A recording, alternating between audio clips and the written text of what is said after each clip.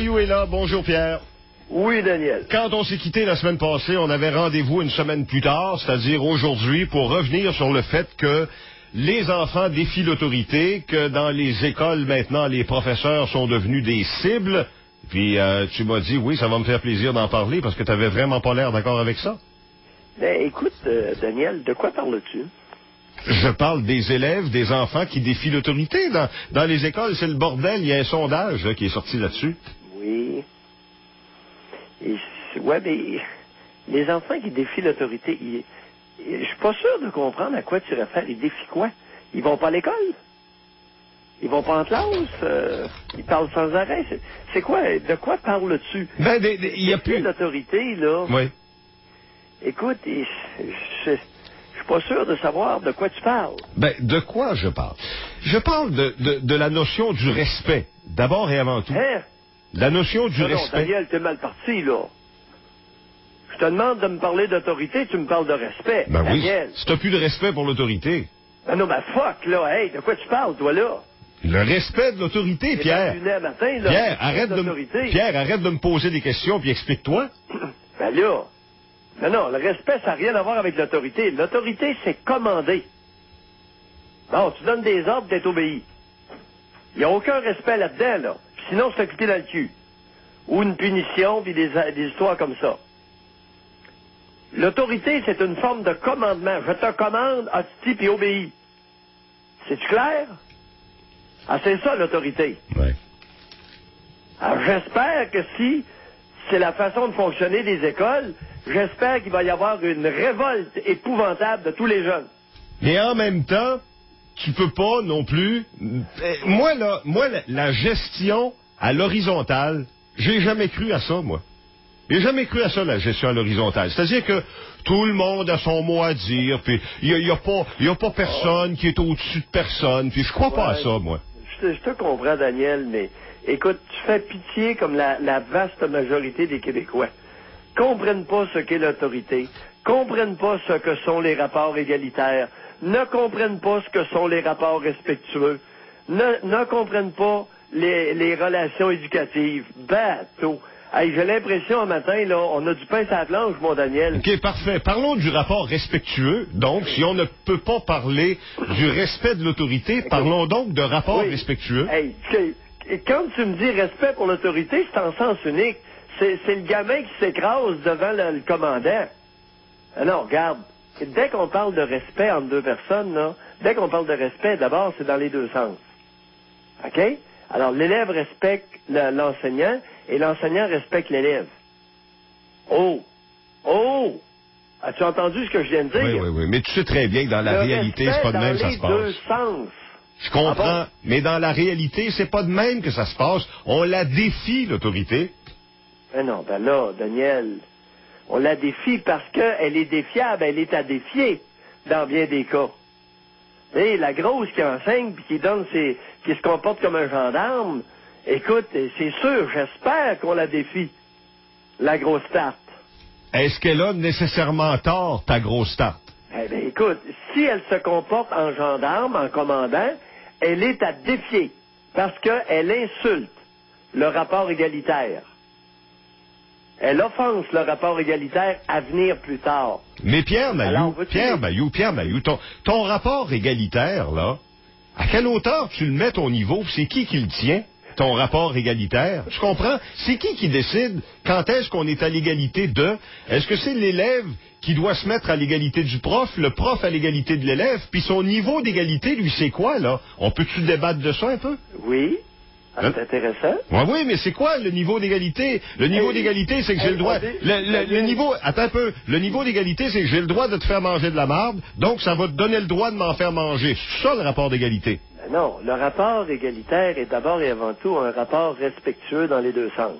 Alors, lorsque on est dans un rapport égalitaire, on ne se fait pas manger de la marde. Ça, on va s'exprimer, on va se trouver un code pour exprimer nos différends, mais on se fait pas manger de la marde, là. On se dit pas des affaires, va chier, mange de la marde, là. Non. Dès qu'on s'envoie de promener de cette façon-là, nous ne sommes pas. Là, on est dans une relation en réaction ou en révolte. des choses comme ça. Ouais.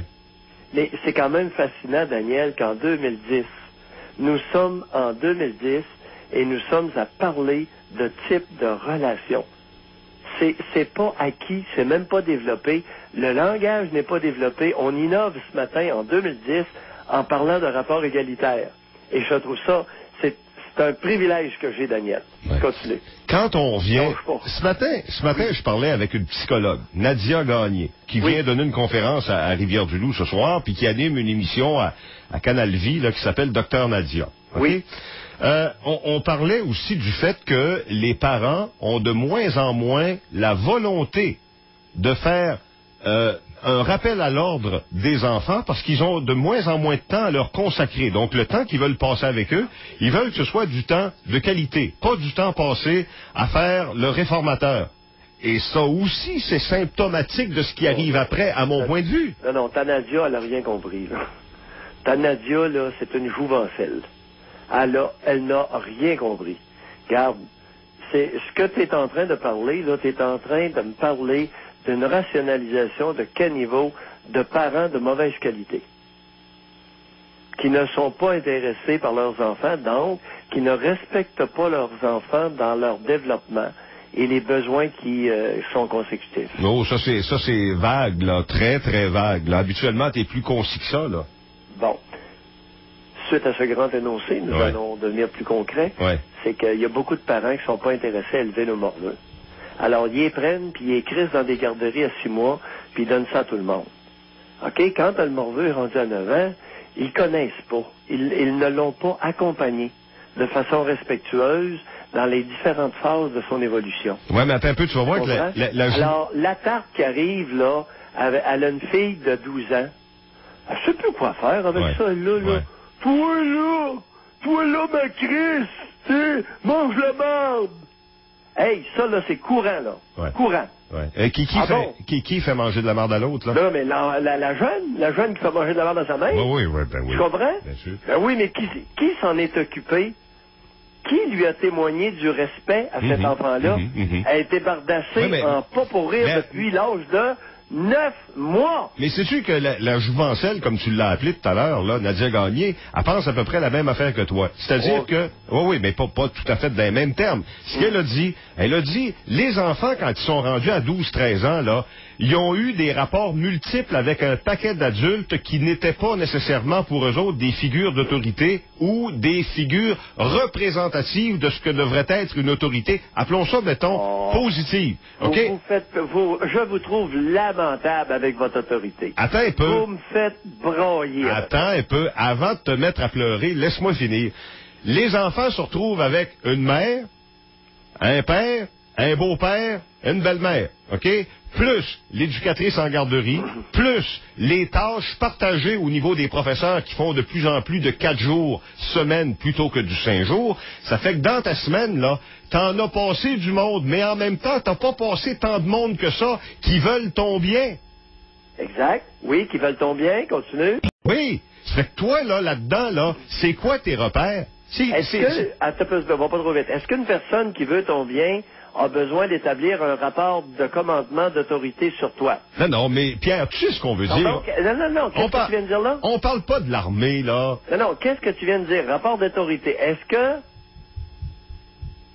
Est-ce que quoi? Est-ce que quelqu'un qui veut ton bien a besoin d'établir un rapport autoritaire sur toi? Ben, c'est parce que c'est la notion d'autorité que tu défends, là. Moi, je suis rien qu'en train de dire qu'à un moment donné, un enfant, faut que ce soit remis à sa place par une personne en qui il a confiance. Et normalement, Est-ce que tu savais que ta prémisse est fausse? Est-ce que tu savais qu'il y a beaucoup d'enfants qui n'ont à peu près jamais besoin d'être mis à leur place? Ben, je dois faire probablement partie de la gang de pourris que tu identifies comme étant des mauvais parents. Je dois avoir été un mauvais parent. J'écoute, ça se pourrait très bien. Ah oui? Je sais pas, là. Non, mais ça doit être ça. Ça se pourrait. Ça doit être ça. Moi, je t'annonce ce matin qu'il y a des enfants, qu'il y a un pourcentage d'enfants qui n'ont jamais besoin d'être mis à leur place. Autrement dit, il y a des petits-enfants qui regardent aller les adultes autour d'eux et par mimétisme, font à peu près tout le temps les bonnes choses. Oui. Deuxièmement, il y a un petit pourcentage, à peu près 5 à 10 d'enfants qui sont des cervelles d'oiseaux, qui vont l'être toute leur vie, puis qui vont se ramasser dans les prisons. Parce qu'ils sont nés avec des tares. Mais entre les deux, entre les deux, il y en a une méchante gang, là. Non, il y en a une méchante gang qui, à des degrés différents, ont besoin d'encadrement. Est-ce que j'ai parlé d'autorité encore jusque-là? Ben non. J'ai parlé d'encadrement. Ben oui, tu fais exprès, là. Tu fais exprès depuis le début, là. Un peu. Mais ta Nadia, là, ce qu'elle n'a pas compris, c'est que la plupart des enfants n'ont pas besoin d'autorité. Ils ont besoin d'une relation affectueuse. Et là, ta Nadia, par exemple, elle manque une maudite belle chance de prôner ça. Et c'est une bonne femme, ta Nadia. Puis elle prône même pas toute l'importance de la relation maternante. Non, mais attends, on pour l'être humain. Attends, là, Pierre, là, t'es en train d'y faire dire ce qu'elle a pas dit ou d'y faire dire ce qu'elle aurait dû dire. Ça fait une secousse que je l'ai avoué par petit bout à la télévision. OK, tu parles, OK. Elle n'est pas inconnue un matin, là, ta OK. Non, c'est correct, là. Je pensais que tu te référais strictement à ce que je t'avais dit. Rose Bonbon, là, ça fait longtemps que je la connais, je l'ai vue à l'œuvre. Oui. OK? Oui. Et ça fait quétaine. Pas à peu près. C'est vrai. Et on est dans la grosse quétainerie. D'ailleurs... Elle est une femme et elle est même pas assez intelligente et sensible pour insister sur l'importance capitale, déterminante du rôle maternel chez les tout-petits. OK. Fait que ça me fait suer. Si on veut essayer de ramener ça à une espèce de conclusion, donc toi, l'autorité... c'est plus... Fuck you avec ton autorité. C'est ça. L'autorité pour toi, c'est... Si j'étais vulgaire, je te dirais encule-toi avec ton autorité. L'autorité pour toi, c'est... comme je suis pas vulgaire, je te le dirais pas. L'autorité pour toi, c'est le militaire. Ben, voyons! Fait qu'on enlève ça de là. Ça a sa place dans l'armée, l'autorité. Okay. Sais-tu pourquoi? Parce que lorsque je te dis que de tirer, là, il faut que tu tires. Commence pas à réfléchir. Tu me suis? Ça, c'est comme les joueurs de hockey, c'est la place qui commence à réfléchir. Il va être pas passé à rondelle. Bon, dans l'armée, c'est pareil. Alors, puis dans la police aussi, jusqu'à un certain point. Alors, il y a des structures hiérarchiques nécessaires, mais pas dans l'élevage d'un enfant. Ouais. OK. Tu me suis? OK. Ça n'a pas sa place. Hormis, par contre, oui, il y a un 5 à 10 des enfants que tu vas être obligé de les élever comme dans une structure, parce que ce sont de futurs délinquants, c'est de la pourriture, c'est des petits maudits pourris, ils sont nés pourris puis ils vont l'être. Alors ils vont faire les centres jeunesse, ils vont faire les prisons, comprends-tu? Puis ils vont mourir là, ils vont 12 incarcérations. Bon, ils sont tarés sur le plan génétique dans leur concoction de traits de caractère. Tu me suis? Oui, Pierre.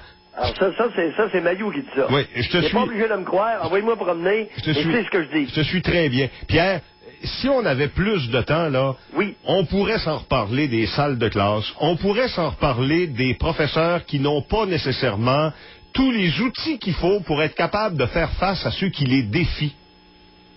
Et à ceux qui chahutent des classes, qui prennent le contrôle.